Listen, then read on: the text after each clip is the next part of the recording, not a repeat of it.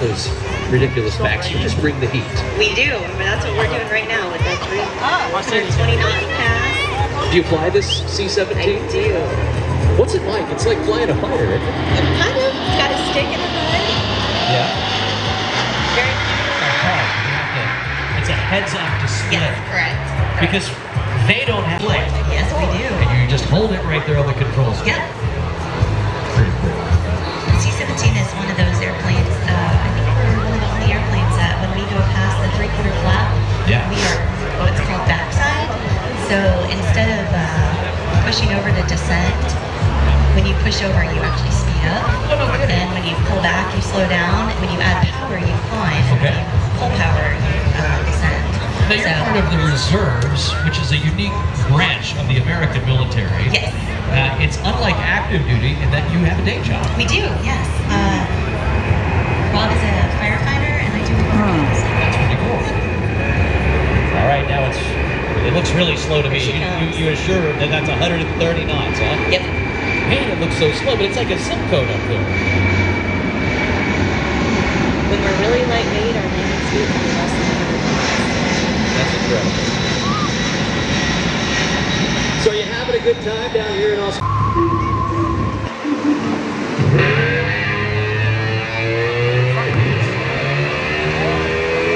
Goldie, it's the moment you've all been waiting for. Take a look at this. Two F-22s at a KC-135. Get ready for some noise.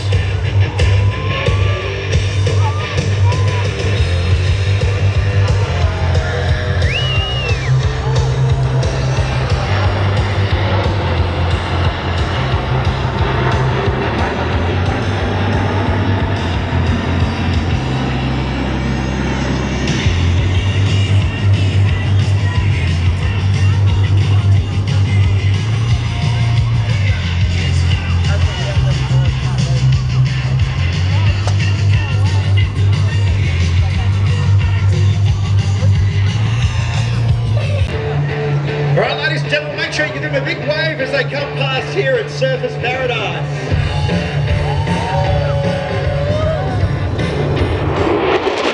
It's what we call ecto.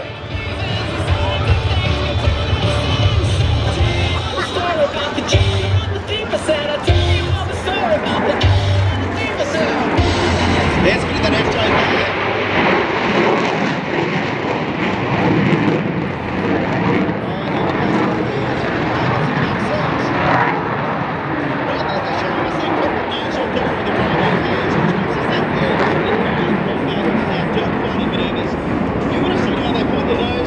Wherever they desire at almost any speed, floating in their harnesses on a negative G. We call that the turbo nose down. You would also see those flares being dispensed from the jet, lanyards from the back seat. They are used in combat to defend against hostile heat-seeking missiles.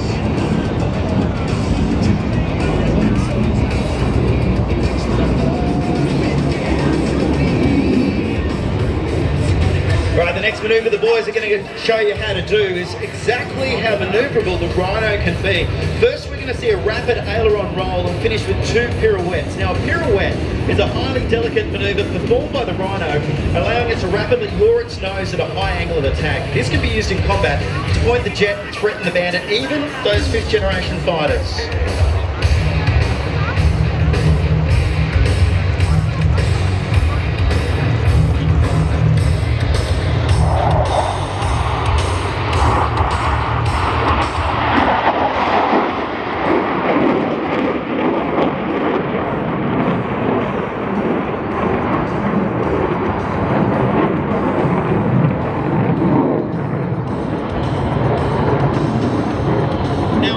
That jet back towards the Earth, the jet will then begin spiralling like a flat plate through 270 degrees, followed by a rapid reversal in the opposite direction.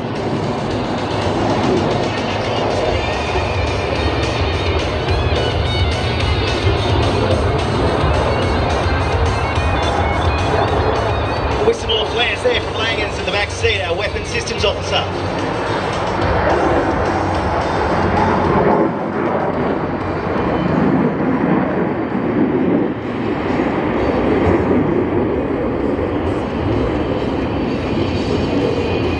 boys are having a great time with this weather here on the Gold Coast and are now setting up for the barreling flat plate manoeuvre.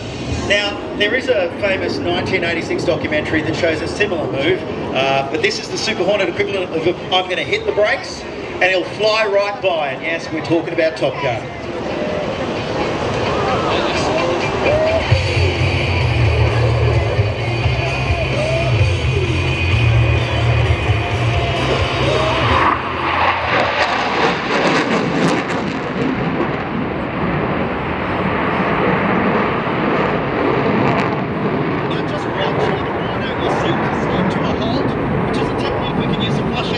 To gain the offensive, not that the Rhino would ever be defensive to begin with. Now it does take years of training and hard work to get to fly one of these jets, but Woody and Langers want you to know that once they were just normal kids, had a passion for flight, and that with a good work ethic, they achieved their goal of generating as much noise as possible every single day for the residents of Southeast Queensland. So if you think you might be interested in a career flying one of these incredible machines, just head on over to the Defence Force recruiting stand and you'll be able to find out more. Or you can go and check out adfcareers.gov.au. Now this one has a super creative name. It's called the Square Loop. And as the name suggests, it's going to look like a square.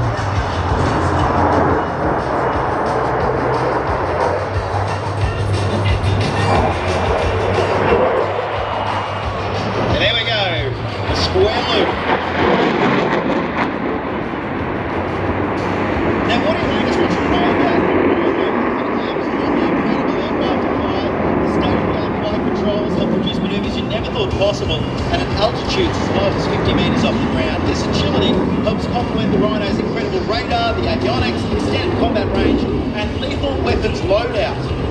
In saying all that, according to Maverick, it's not the plane, it's the pilot. Stars Woody and Langers.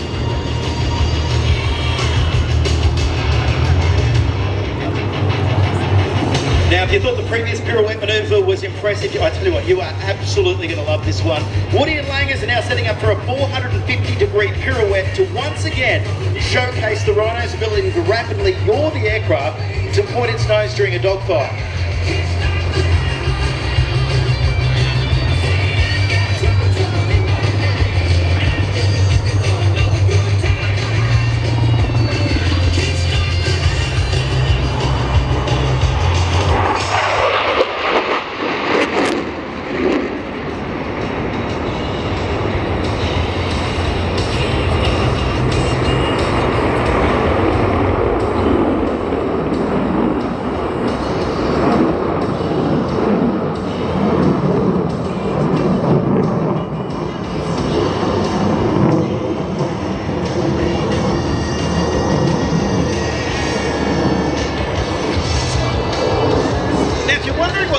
Doing from the back seat right now. Obviously he's punching out flares so that you get a bit of an idea of what he does, but he's also calling the moves to Woody in the front seat to make sure that we're on track to do all the sequences that we do during the Super Hornet display.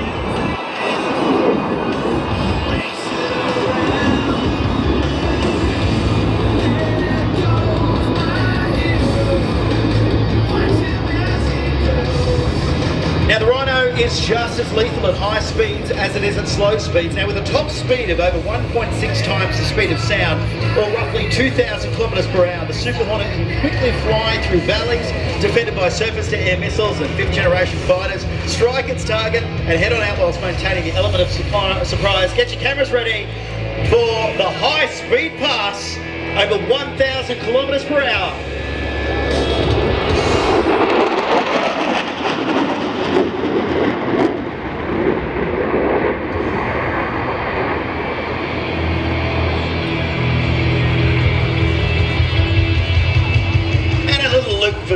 get there.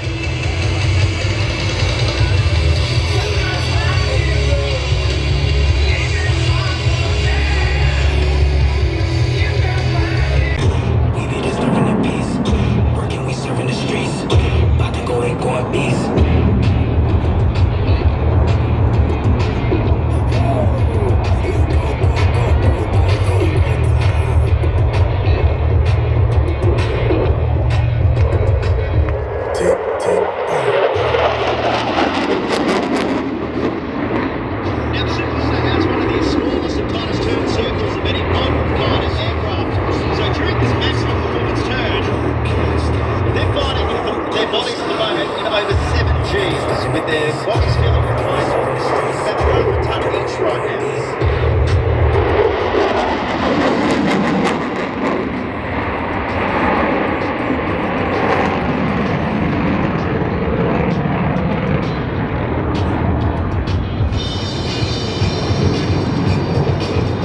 82 Wing and its members are some of the most capable and combat-ready assets for the ADF in protection of Australia, its borders and national interests. That readiness often means deploying or being away from family and friends, and we'd like to thank you, the community, that support us in our duties each and every day. So let's look straight ahead as the boys set up and get...